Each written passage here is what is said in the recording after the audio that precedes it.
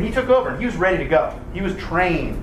He took as many Greeks as he could with him to the east and finished the job unequivocally that in his eyes the Greeks who preceded him hadn't accomplished. Before he dies, he has in his will a division of his giant empire, knowing full well no one else in the world could have held together an empire that large other than himself, because he was not only a great general, but also diplomatically. When he went to the Persian Empire, when he went to India, when he went to various other places, he was way into the culture in the East. His men got a little pissed at him sometimes. He would dress like a Persian king. He would get into Persian music, get into Persian food. In other words, he was way into the culture of the places that he conquered, but he conquered them with quotes around it, just like he conquered Greece with quotes around it, because in the same way, he didn't insist on destroying the population of the places he went to as long as they conceded to the victory of the Macedonians/Greeks. And they did.